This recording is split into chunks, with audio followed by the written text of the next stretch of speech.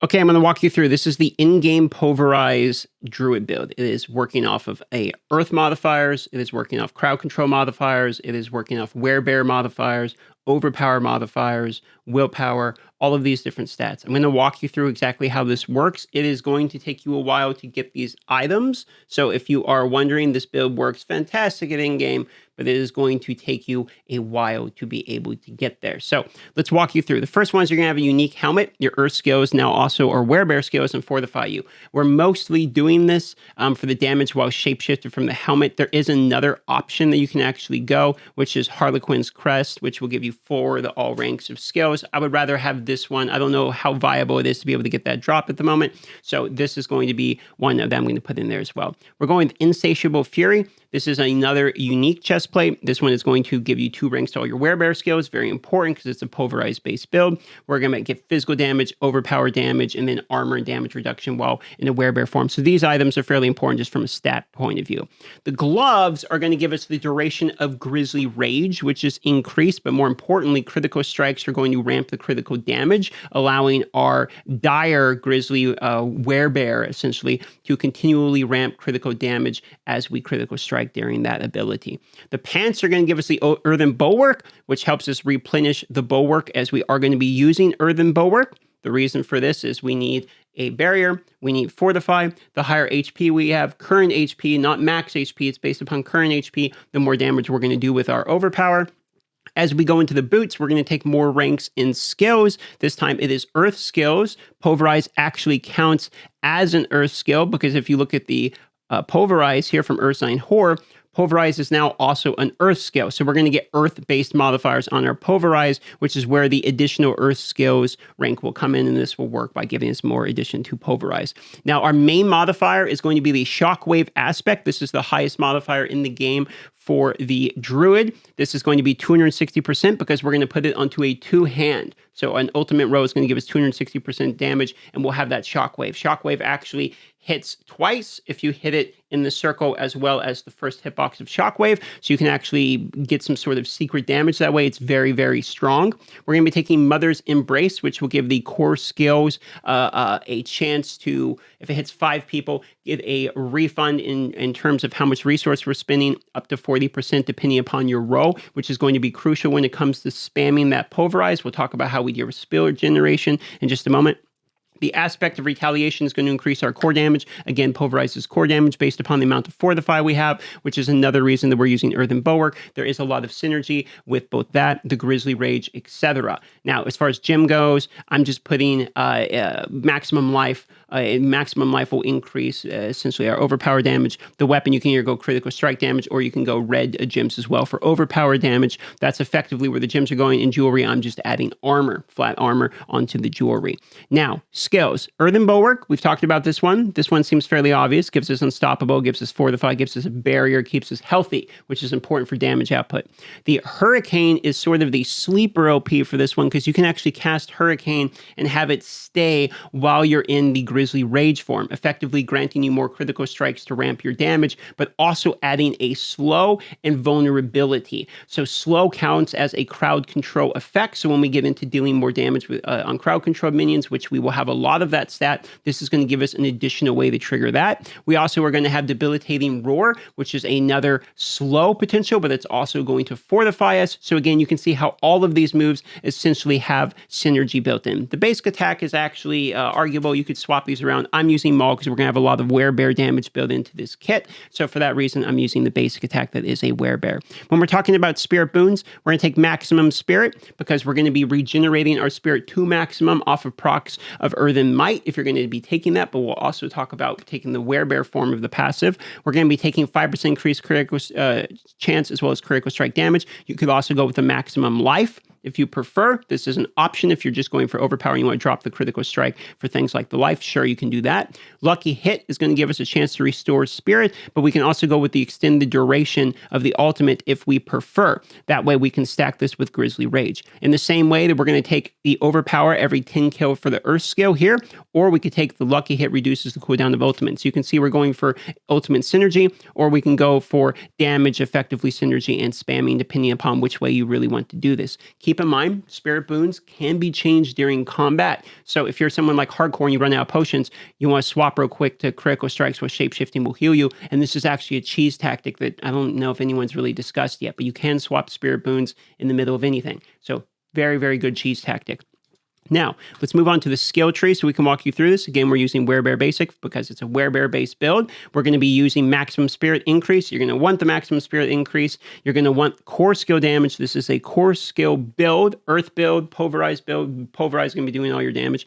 Basic Skill will generate 18% more Spirit. We're going to need Spirit just to get the AoEs off to begin before we can begin our loop. Pulverize, max it out all the way with Enhance as well as taking the stun. The stun is going to count as crowd control for the bonuses we're about to talk about, as well as just giving you an opportunity to get guaranteed stun on Overpower, which if you remember this spirit boon back here that you guarantee every 10th kill gives you an Overpower in your next Earth skill. And if you remember, Pulverize is in fact an Earth skill because of this amulet, which makes it an Earth skill. This will also give us the ability to continue to stun over and over and over again. So for this reason, we actually want to go with the Overpower stun. This will help us in survivability. Now we're going to take Earthen Bulwark. That will make us unstoppable, as well as the one that grants us Fortify. We've already talked about how Fortify is going to fit into this build. It's important for damage output, so we'll just be taking that. It's a no-brainer. We're going to be taking Debilitating Roar with the fact that it gives you Fortify, as well as the slow in order to, again, have a crowd controlling effect on enemies. There is an argument to be made, however, when you're looking at this, that we should put some points into damage reduction. So you could always remove some points from things like critical strike chance, remove some from your basic generating more spirit, etc. If you wish to be tankier, that is not what I'm going with. This is a nuking based build. So I would wait and see if you need the extra defensive properties. Hurricane is going to be a build that, or an ability that, like I mentioned, will ramp during Grizzly Rage, but will also give you the ability to slow and provide vulnerability. It's your only method of having vulnerability on enemies, unless we talk about the Paragon boards, which we will in just a moment. And so for that reason, it can be good, especially early. Now, this is where we're going to be taking Werebear form for additional healing, mostly so we can get the guaranteed Overpower every 20 seconds. Again, we're looking for Overpower-based damage. Having guaranteed Overpower is really good to start up the ramping. Now, when we get into the Crushing Earth, this right here is why having Pulverize as an Earth skill is also very important. It's going to give us increased damage to slowed, stunned, immobilized, or knocked back. Does count for slow, so Debilitating Roar and Hurricane will both give us additional damage on our Pulverize. Critical strikes with Earth skills, including Pulverize, because once again, it's an Earth skill, will give you Fortify, and then when we're fortified for a certain amount, our Earth skills, again, will give us increased damage. So there is a lot of synergy within this part of the skill tree that will really ramp our damage significantly. Now, we're going to go down here to Nature Magic. Little known fact, when you actually make Werebear into a Earth-based Pulverize, it does count as Nature Magic as well. So you can get increased damage to your elites, and you can get Earth skills, have a chance to make them vulnerable, or do increased damage to people that are vulnerable. So we're getting more ramping damage. If you look at Shapeshifting, we're taking more ramping damage for the skills to transform you to a different form. So all of these abilities are ramping essentially our Pulverize. Grizzly Rage is a very obvious one for the reasons we mentioned. More bonus damage, more bonus ramping because of the way that we're going to be taking the additional critical strikes, increase your critical damage by 10% for each crit strike with absolutely no cap on this ability, by the way. It just continues to go. So for that reason, it is very, very strong. As we continue the skill tree here, you're going to notice that I took the Urzine Strength in order to get additional life to increase Overpower, as well as while you're healthy, you do a 30% increased damage, and we are very often healthy. Now, if you're struggling with yourself in terms of you have good damage, but you need survivability, then you're going to take the Earthen Might, which gives your skills that are Earth skills, again, Pulverize, your primary move, a chance to restore all of your spirit and guarantee critical strikes for 5 seconds, okay, which is very, very strong. To be able to re-spam your core ability over and over again where all of our damages is very important. So if you're killing trash mobs, no problem, swap to Earthen Might, and then you're able to get yourself significantly faster spirit generation, which is another reason you want to take things like the maximum spirit increase, because you're getting more total overall spirit. We're also going to be taking some increased maximum spirit for the same reason when we actually get to the Paragon board. But let's walk through the Paragon board its entirety. When we're starting, we're going to go up to the right, and we're going to go up to the right in order to take damage nodes. I'm mostly looking for willpower, anything that gives us bonus damage. Anything that's werebear related skills, life is okay as well, so that will increase our damage. We're going to go up to the middle where I'll put a werebear rare glyph. This is all within the first board. We're going to max out the ones you're seeing here in order to enable that 40 willpower. Go up to the right-hand side, pick up the willpower here. Left-hand side to pick up the damage and the willpower. More damage. We're going to try to pick the ones that have additional damage just like that. We're going to go up through the board and go up to the top here, where our first board is going to be the legendary node that gives you survival instincts. Reason is not just for the legendary node, but it's more so for the rare nodes. If you look as we go to the right here, we're getting werebear skill damage. We're also getting overpower damage. These are very efficient nodes in terms of getting increased damage. So we like that. We can also take additional points here and here for the overpower when we have them. I'm leaving out the additional nodes so that way you can come back and pick those up when you have additional Paragon points. I'm only kind of showing you the skeleton structure of this Paragon board. So as we push through, we're going to be taking the glyph slot here that will increase our overpower damage, which is called Dominate. We're going to be taking the intelligence around it in order to get the increased Dominate. So you can go like this and take out all of this intelligence if you need more intelligence. There's total armor. I'll take the damage, but I'll probably skip the armor. We're looking for DPS output. I'll be taking the willpower and damage there as well. And I'll probably level this glyph in order to increase the radiance to make this easier for me to get the requirements of 25 intelligence. Now, as we continue and go up here on this board, you're going to notice I push right through. I'm not going for the damage while healthy. I'm not going all the way over here for damage while healthy. You could, if you have spare points, you could come over like this. You could grab the damage while healthy 25%, which will help you one-shot mobs in the overworld. Just like that, now you're one-shotting in the overworld a little bit better. But for the sake of this video, I have not done that, and I have moved on to the next board. Now, onto the next board here is going to be the Earthen Devastation that gives Earth skills increased damage to crowd control, which will include slow. We've talked about why that is before with the previous portion of this build. It's also going to give us damage to crowd controlled enemies, critical strike damage to crowd controlled enemies, and give us the opportunity, if we have spare stats here, to pick up even more damage with the nodes surrounding it. This is a severe amount of damage that we can pick up right there. You can notice I'm not really going for the damage reductions as I am pushing with DPS. I'm not necessarily thinking defensively. If you are dying a lot or you're playing hardcore, maybe this option is going to change, but this is not a hardcore build. Just keep that in mind.